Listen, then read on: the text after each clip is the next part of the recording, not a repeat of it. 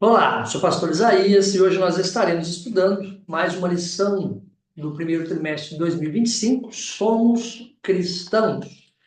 Na primeira lição foi quando as heresias ameaçam a unidade da igreja. Dando início no textual, diz assim: pelo que julgo que não deve perturbar aqueles dentre os gentios que se convertem a Deus. Atos capítulo 15, verso 19. Achei muito interessante essa verdade prática que fala de uma religião de relacionamento pessoal com Cristo ressuscitado e não um conjunto de regras e ritos. Né? Vemos que aqui, quando nós aceitamos a Jesus, quando nós nos consideramos cristãos, ou seja, nós nos identificamos com Cristo, quando aceitamos a Jesus como nosso Salvador. A partir desse momento, nós começamos a ter o nosso relacionamento pessoal com Ele, e a partir daí, nós nos comunicamos com Ele através da oração, procuramos estar com a nossa vida em conformidade com aquilo que realmente o Senhor ele exige de cada um de nós. Sendo Deus o nosso Senhor, Jesus ele é a razão da nossa fé, da nossa crença, né? Por isso que nós cremos em Jesus como nosso Salvador e também como a partir do dia de Pentecoste, o Espírito Santo ele está conosco, nos ajudando a entender nos dar sentido, né? Que nós precisamos realmente sempre estarmos com a nossa vida em consagração, né? Procurando buscar a direção de Deus. A leitura bíblica em classe, né? Está em Gálatas capítulo 2, verso de 1 a 9, e depois o verso 14. Nós não vamos fazer aqui a leitura, mas é importante que você até mesmo não só faça a leitura, mas também leia todo o livro de Gálatas, né? Que é um livro muito importante para o cristianismo, porque Paulo aqui ele procura defender a igreja, como já podemos ver aqui na introdução, diz assim, ó, a igreja herdou muitas ideias e práticas no campo teológico e ético, visto que a jornada histórica da igreja começou no dia de Pentecoste, numa comunidade judaica. Então, como eu disse, naquele momento, né, cumprindo as profecias de Joel, estavam ali todos reunidos e o Espírito Santo de Deus, ele desceu sobre aquelas pessoas que ali estavam e nós temos que ficar em Jerusalém. Então, ali a comunidade judaica teve a oportunidade de ver o que Deus realmente fez depois da partida de Jesus, que era um momento em que aquilo que sempre Jesus disse, né? Eu vou para o Pai, mas deixarei convosco o Consolador para que esteja convosco todos os dias até a consumação dos séculos. E esses pontos, né, de intercessão levaram alguns a confundir a lei de Moisés com a graça. E nessa lição nós teremos aqui a responsabilidade também, assim como Paulo teve nos seus dias, de mostrar, né, o limite entre o judaísmo e cristianismo. Os apóstolos, principalmente Paulo, eles tiveram, e nesta carta de Gálatas a gente observa isso, como Paulo teve aqui a preocupação de mostrar que o evangelho, ele, além fronteiras, né, não só de Jerusalém, como nós vemos que a Bíblia diz, né, em Jerusalém, que o evangelho ele se expandiria, né, em Jerusalém, Judéia, Samaria e até os confins da terra. Então, hoje nós temos essa grande oportunidade de fazer parte também desta igreja que teve início ali no dia de Pentecoste. Fisicamente, nós vemos ali a igreja dando os seus primeiros passos a partir do dia de Pentecoste, prevenindo-se contra a tendência judaizante. Então, quando nós vemos agora Paulo aqui, né, 14 anos que ele, depois da sua conversão, capítulo 9, nós vemos ali Paulo se convertendo e quando Deus disse para Ananias, né, vai, e este é para mim o vaso escolhido para levar o meu nome, em especial para os gentios, os reis e os gentios. Então, Paulo teve essa chamada do próprio Jesus para ali começar uma grande obra, né? Atos dos Apóstolos. Nós vemos que Lucas escreve Atos, ele escreve, e podemos dizer que Lucas são os Atos do Espírito Santo. Em vários momentos nós vemos ali, aparta-me, a Barnabé e a Saulo, e obra do Espírito Santo, para uma obra, né, que eu tenho para eles, né? Então ali nós vemos que Deus, através do Espírito Santo, estava separando Saulo e Barnabé para uma grande obra. E no verso, e quando olhamos em Atos 11, do 27 a 30, diz assim, olha, e naqueles dias desceram profetas de Jerusalém para Antioquia, e levantando-se um deles, por nome Ágabo, dava a entender pelo Espírito que haveria uma grande fome em todo o mundo. E isto aconteceu no tempo de Cláudio César. E os discípulos determinaram mandar cada um conforme o que pudesse socorro aos irmãos que habitavam na Judéia, o que eles com efeito fizeram, enviando os anciãos por mão de Barnabé e Saulo. Então, aqui nós vemos que antes do concílio, nós vamos estar falando sobre isso, antes do concílio que houve necessidade de discussão de como a igreja deveria se portar, a igreja gentílica, né, do povo gentil, deveria se portar a partir, né, das que podemos dizer que foi a primeira convenção que teve, tá? E fala que não sendo, né, uma convocação pelos apóstolos para a prestação de contas, que aqui foi para, como se entende, né, para levar, né, socorro aos irmãos que habitavam na Judéia. Então ali Paulo teve a oportunidade de conversar com pessoas que podemos dizer são as colunas da igreja, né? Não podemos confundir essa visita de Paulo com a sua ida ao concílio de Jerusalém, como eu disse, que está registrado no capítulo 15. Infere-se que a Epístola aos Gálatas foi escrita antes do referido concílio, pois não há menção dela na carta, visto que o concílio tratou do mesmo assunto. Então, o concílio foi para que pudesse ali sair dali com algumas determinações para a igreja, que pudesse nortear a igreja a partir daquele momento. Somente os anos mencionados em Gálatas, podemos afirmar que esta visita aconteceu antes de sua primeira viagem missionária. Então aqui nós já temos esse primeiro ponto, subindo outra vez a Jerusalém, 14 anos depois, quando nós lemos aqui, olha, em Gálatas 2:1, depois, passados 14 anos, subi outra vez a Jerusalém com Barnabé, levando comigo Tito. O objetivo da reunião. É bom lembrar que essa reunião não foi um concílio nem um sínodo, como já citamos e mencionamos. Segunda visita por meio de revelação, fala aqui, né? Subir por uma revelação. Ele expôs o evangelho que prego entre os gentios, e particularmente aos que estavam em estima, para que de maneira alguma não corresse ou não tivesse corrido em vão.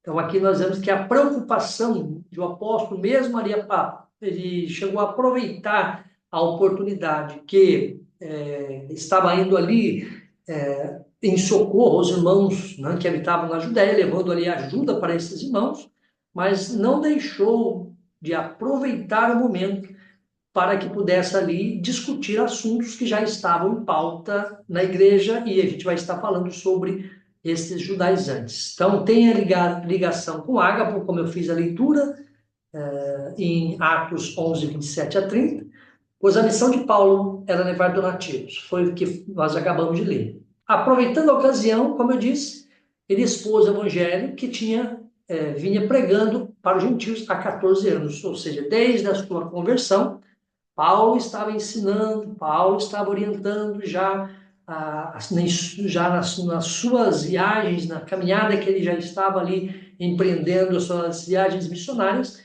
ele já pôde ali trazer uma palavra e várias pessoas já tinham se convertido ao evangelho e agora precisava ser norteado e, infelizmente, como nós já aprendemos na primeira lição, falando sobre infiltrando, né, quando as heresias ameaçam a unidade da igreja, por isso que foi importante essa primeira lição, falando sobre o que é uma apologética, o que são heresias. Essa primeira lição já mostra para a gente como nós podemos defender o evangelho.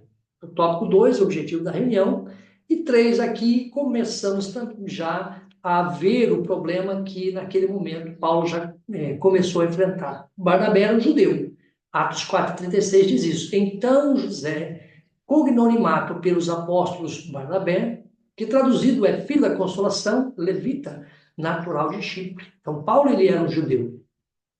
E ele fala, né, que seu nome aparece 3 vezes, sua presença na reunião em Jerusalém não seria problema porque ele era um judeu. Porém, Tito, no entanto, ele era grego. Então, aqui e agora, né, levando Tito para Jerusalém, juntamente com os judeus, ali já daria a entender que Paulo estaria ali afrontando os judeus, né? E ali diz assim, ó, ocorreu, mas não foi uma provocação introduzir um incircunciso no seio dos judeus. Vamos estar falando sobre essa incircuncisão e circuncisão relacionado às leis de Moisés, né? Que todo judeu deveria ser circuncidado. E ali diz, olha, os judaizantes queriam que Tito fosse circuncidado. E também, quando nós olhamos para esse subtópico, Tito, a circuncisão, Paulo já tinha passado por esse momento difícil com Timóteo. Mas Timóteo, ele era, diz aqui, olha, mas Timóteo, ele era judeu, pois a sua mãe era judia. Atos 16:3 fala isso. Paulo quis que fosse com ele, e tomando-o, o circuncidou.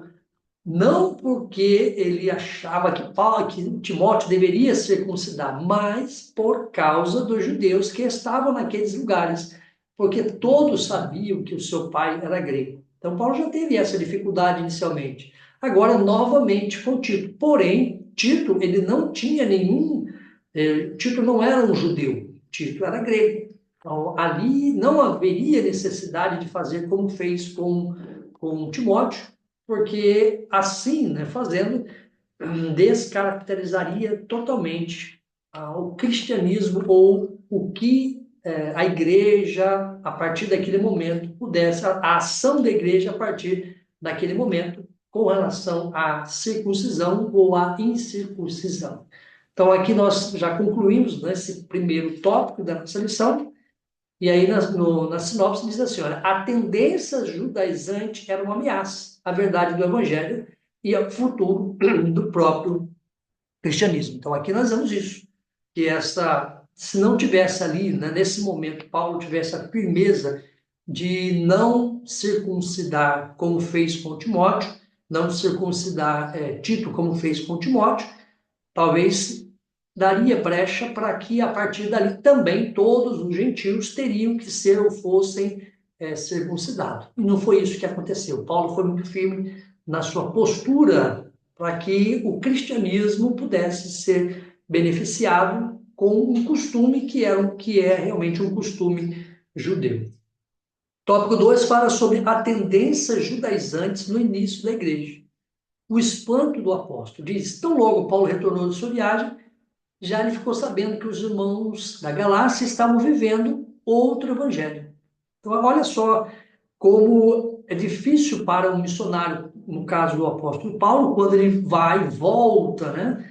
E aí aqueles irmãos que foram pregados para ele, o evangelho genuíno, o evangelho baseado em Cristo Jesus, agora eles estavam vivendo novamente, estavam se desviando dos propósitos que havia estabelecido. Deixou o apóstolo estarrecido atônito pela rapidez do desvio deles.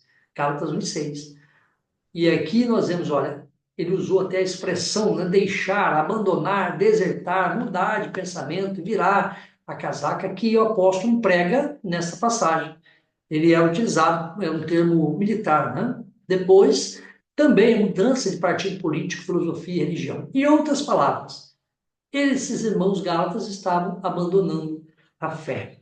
Então, também nós podemos ver isso, correlacionar isso com uma passagem que fala da semente, né? Em algum momento a semente cai em boa terra, outro momento cai em pedregais, outro momento entre espinhos. Então, aqui, Paulo teve a oportunidade de pregar, logo eles ali se converteram, mas não demorou muito.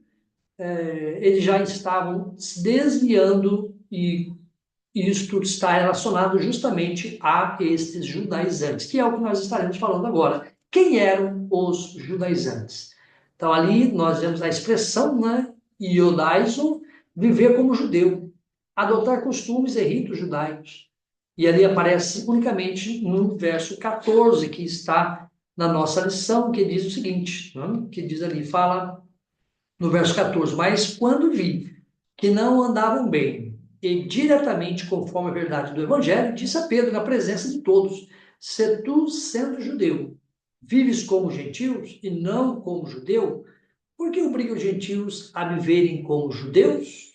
Então, aqui Paulo, ele pode dizer que foi bem afoito, né, de naquele momento confrontar aqui Pedro.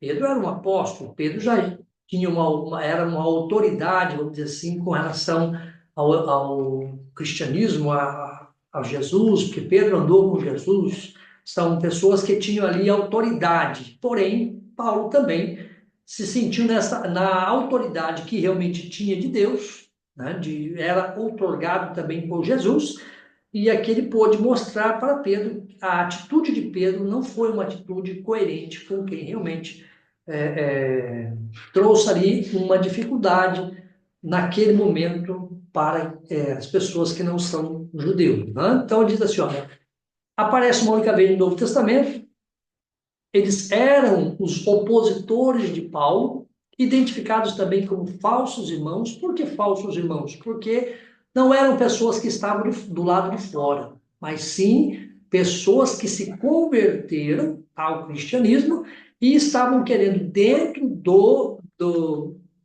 dos cristãos, né, implementar costumes judaicos. Então, falsos irmãos, por causa disso, são reconhecidos no capítulo anterior.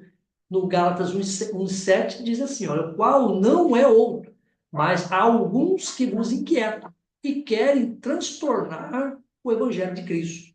Querem causar confusão na mente daqueles que estavam se convertendo ao evangelho, de forma que, de uma maneira que o evangelho é baseado em doutrinas, né? Mas não em costumes, mas eles estavam ali colocando dúvidas na cabeça dos irmãos, e esses, como nós já fizemos a leitura no tópico 1, eles estavam simplesmente fazendo com que aqueles cristãos que se convertiam, já em pouco tempo, eles estavam já mudando de opinião e tentando, já voltando também aos velhos hábitos e costumes, como que se apresentavam como enviados por Jerusalém à igreja mãe. Olha só como que é perigoso, né? Vou pegar aqui a canetinha aqui e mostrar, né? Olha, como se apresentavam, né?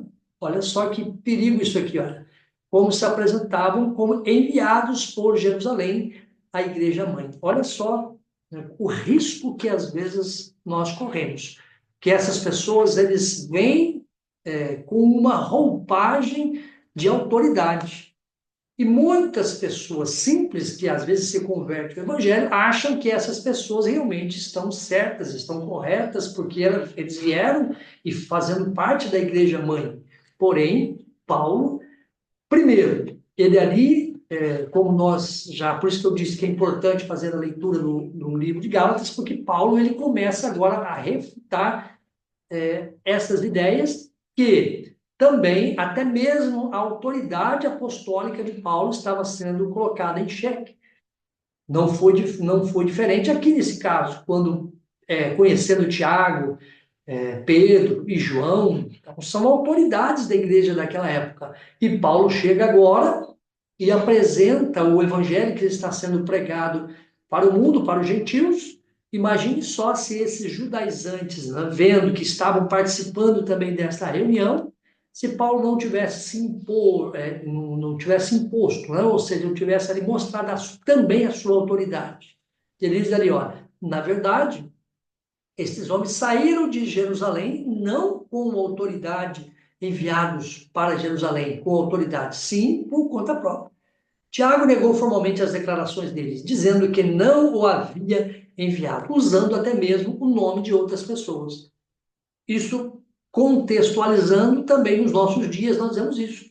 Pessoas que chegam em nossas igrejas e às vezes eles até mesmo chegam a citar o nome de pessoas que têm uma certa autoridade no ministério, de pessoas de responsabilidade, usando esses nomes, porém, eles não estão realmente com essa autoridade, eles não foram realmente enviados por essas pessoas e trazem um problema sério depois para os pastores que cuidam do rebanho, que estão ali administrando o rebanho, porque muitos aceitam até mesmo aquilo que eles estão falando e começam a trazer problemas para a igreja. Atos 15, 24 diz: porquanto ouvimos que alguns saíram dentre nós, vos perturbaram com palavras e transtornaram as vossas almas, dizendo que deveis circuncidados, guardar a lei, e não lhes tendo nós dado mandamento. Atos 15 e 24. Eram legalistas dentre os judeus, e por isso chamamos de judaizantes. Esses judeus, convertidos ao Senhor Jesus, ensinavam que os gentios deveriam observar a lei de Moisés como condição para a salvação. Atos 15, 11. Então, alguns dos que tinham descido da Judéia ensinavam assim aos irmãos: se não vos circuncidade conforme o uso de Moisés, não pode salvar-vos. Ou seja, ali, né, nós já vemos aqui quanto essas pessoas, o quanto de prejuízo essas pessoas trazem, porque eles vêm trazendo costumes que não era necessário para os gentios. Tá? Aqui nós já estamos falando de, olha, esses judeus convertidos ao Senhor Jesus, eram crentes, estavam dentro da igreja, eram cristãos, porém, quais eram os ensinamentos deles? Que deveriam observar a lei de Moisés, como condição para a salvação. E aí nós, voltando, né, na lição anterior, nós vimos isso, que uma coisa é nós estamos observando até mesmo a cultura de outro, a cultura ou o modo vivente de uma outra denominação, como aqueles, diz assim, olha, e outra coisa é nós estarmos aí em contradição com o que a doutrina, o que nós precisamos realmente observar que interfere na nossa salvação. E ali diz aqui, olha, na lição de número 1, heresias são crenças e práticas contrárias ao pensamento bíblico, pois elas distorcem os pontos principais da doutrina cristã, conforme o cristianismo histórico, e criam problema para as igrejas e as famílias. Isso estudamos na lição de número 1. O clima de tensão, verso de número 3, né, diz assim, ó: não é necessário muito esforço para perceber o quanto Paulo e Barnabé foram pressionados pelos judaizantes diante dos demais apóstolos em Jerusalém. E ali, à luz do versículo 9, nós vemos isso.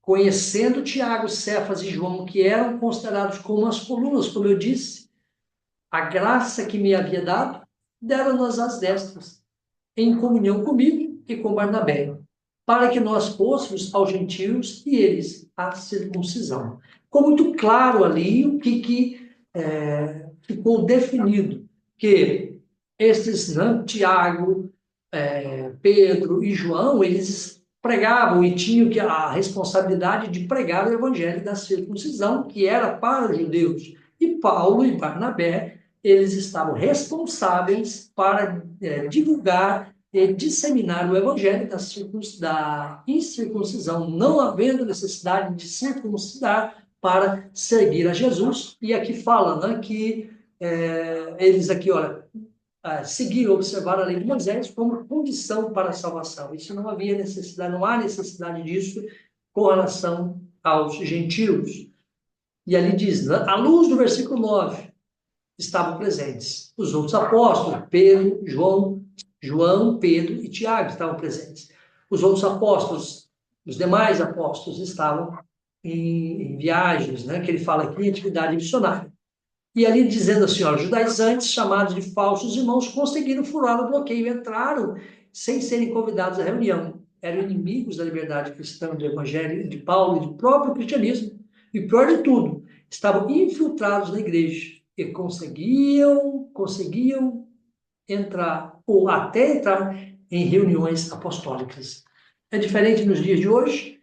Muitas vezes as dificuldades que nós temos até mesmo de abordar assuntos relacionados à obra de Deus, é porque muitas das vezes, e até mesmo em reuniões de obreiros, pessoas que estão infiltradas apenas para trazer dúvida, discórdia, pensamentos errôneos, para prejudicar o evangelho, a expansão do evangelho e a boa ordem que existe dentro da igreja. Então, com isso, nós encerramos o tópico 2. Os judaizantes eram inimigos da liberdade cristã, do evangelho de Paulo e do próprio cristianismo. No tópico 3, a tendência judaizante hoje, o mesmo evangelho. Então, aqui fala, né? O evangelho é um só, não dois. E aqui nós já falamos sobre isso, que Paulo, Pedro e Tiago era o evangelho da circuncisão e o da incircuncisão estava com Barnabé e Paulo. O compromisso de Paulo é com gentios e foi constituído por Deus, apóstolo e doutor dos gentios. Também já falei sobre isso, dessa dúvida que eles estavam colocando em xeque o apostolado de Paulo, mas Paulo foi o apóstolo, doutor dos gentios. 1 Timóteo, e aqui nós também já falamos sobre Timóteo, teve necessidade de circuncidar por causa dos falsos ou desses mesmos judaizantes, por causa desses falsos irmãos, e agora ele escreve a Timóteo, para que o que digo, na verdade, em Cristo, não minto, foi constituído pregador e apóstolo, doutor dos gentios na fé e na verdade. E 2 diz, do 2 Timóteo, para que fui constituído pregador e apóstolo e doutor dos gentios, reforçando tanto na primeira carta quanto na segunda carta, que ele tinha a autoridade apostólica, ele era também considerado um dos apóstolos e apóstolo dos gentios, para pregar aos não-judeus. Isso nós vimos também, falando sobre em Atos 9, a sua chamada. Eis que é para mim um vaso escolhido para levar o meu nome aos não-judeus, ou aos gentios. E se na sua queda a riqueza do mundo, e a sua diminuição, a riqueza dos gentios, quanto mais a sua plenitude. Romanos 11 e 13, Paulo escrevendo aos Romanos. O de Pedro era com os judeus, mas a mensagem era a mesma, porque o evangelho ele não se confunde, ele não se contradiz, ele não traz confusão, mas sim ele se complementa com o que nós aprendemos no período apostólico, depois a igreja cresce e nós estamos hoje com uma Bíblia compilada com 66 livros, não existe contradição, o Espírito Santo de Deus é que nos ajuda a interpretar, Jesus ele é o centro de toda a Escritura Sagrada, tanto do Antigo Testamento quanto do Novo Testamento, e aproximadamente 1500 anos foram escritos, 40 autores, ou seja, a Bíblia hoje é um livro que ela se complementa, nós lemos, estudamos e aprendemos o que realmente precisa ser aprendido, e mais também pessoas que também estão hoje na igreja, e às vezes até mesmo infiltrados na igreja, trazendo doutrinas que não são doutrinas, são coisas da própria cabeça, coisas que pensam, que acham que pode ser introduzido e trazem os prejuízos que nós vemos hoje. Os apóstolos viram tudo isso, dois problemas sérios. Ameaça à liberdade cristã, porque deveriam cumprir, né, deveriam fazer aquilo que os cristãos judeus que faziam. Isso seria, né, trazido para a igreja, até mesmo na atualidade, e o perigo de o cristianismo se tornar uma mera seita judaica, como nós vemos que algumas destes movimentos hoje são considerados como seitas. Os cristãos judaizantes alteravam o cerne do evangelho, pois colocavam a lei como complemento da obra de Jesus Cristo, da obra de que Jesus Cristo fez no Calvário. Então, nós vemos que Jesus é o evangelho da graça. É o evangelho que não é diferente, mas o evangelho que é o mesmo. Jesus é o mesmo. Porém, Paulo ele teve a capacidade de Deus, né? A sabedoria de Deus, para que pudesse expandir o evangelho para o mundo todo, porém sem trazer nenhuma contradição do que os apóstolos já haviam, os apóstolos considerados da circuncisão, já haviam pregado e ensinado. Mas, ainda que nós mesmos, o anjo dos céus, vos anuncie outro evangelho, além do que já vos tenho anunciado, seja anátema. Assim como já vos dissemos, agora, de novo, também vos digo, se alguém vos anunciar outro evangelho, além do que já recebemos, seja anátema. Não receba isso, não aceite. Estude a Bíblia, procure entender, aprender com aquelas pessoas que realmente têm compromisso com a palavra. Na verdade, quem tem o Espírito Santo vive pelo Espírito. Então, contra a tendência judaizante, é preciso aprender e viver na dependência do Espírito e não na lei, lutando contra os vícios da carne e buscando as virtudes do Espírito Santo. As práticas judaizantes atuais: guarda do sábado, observância rigorosa do kashrut, né, termo hebraico para as leis dietéticas do judaísmo, liturgia na sinagoga, o uso do shofar, que é a trompa, geralmente feito de um chifre de carneiro, uso do talit, né, um manto, o chale usado para as orações, kippar, solidel, né, que os judeus religiosos usam sobre a cabeça. Ali fala também que os judeus messiânicos, principalmente Israel, seguem a tradição judaica, isso é claro, isso é evidente, simplesmente para preservar a identidade cultural deles e tem amparo neotestamentário. Né? Então, a gente sabe que eles são, a cultura deles está inserida, né? Eles estão ali dentro de uma cultura, diga-se de passagem, é muito bonito ver, né? E a preocupação com que eles têm com os alimentos, com a vestimenta, enfim, tudo aquilo que é saudável e salutar. Alguém chamado estando circunciso, ou seja, circuncidado, e alguém chamado estando circuncidado, fique circuncidado. Então, 1 Coríntios 7, 18. E ali fala, né, ou seja, na conversão a Cristo do judeu, ele não precisa mudar a tradição e cultura. Da mesma forma, os não-judeus, eles são considerados, né, a gente pode dizer que a nossa cultura de forma que alguém chamado estando incircuncidado não se circuncide. Alguém chamado incircunciso não se circuncide. 1 Coríntios 7, 18. Cada um fique na vocação em que foi chamado. E aí agora, concluindo a parte 3, né, desse tópico, diz, contra a tendência judaizante, é preciso aprender e viver na dependência do Espírito e não da lei. Nós vivemos no período da graça, o Evangelho da graça, o Evangelho que Jesus ele morreu, foi sepultado, ressuscitou ao terceiro dia, e aquilo que nós aprendemos porque nós lemos a Bíblia, nós estudamos a palavra de Deus, o Antigo Testamento serve de que apontando para o Messias, o Novo Testamento mostra o Messias com as suas obras, os milagres. Depois nós vemos que o Espírito Santo hoje, a partir de Atos, capítulo 2, o Espírito Santo foi derramado na igreja, como foi profetizado por Joel, e hoje nós vivemos a dispensação do Espírito Santo. O resultado da reunião foi desfavorável aos judaizantes. Só o fato dos apóstolos, sendo judeus, concordarem com a explicação sobre a especificidade de cada grupo dado por Paulo, já apontava o engano desses legalistas sobre a obra salvífica de Cristo. Esse resultado serviu tanto aos Gálatas como a todo o cristianismo nesses mais de 20 séculos de história. Assim, a diferença entre os judeus messiânicos e os cristãos judaizantes atuais é que os judeus estão preservando uma cultura hereditária do seu povo e os judaizantes colocando remendo novo em pano velho. Que Deus te abençoe neste dia.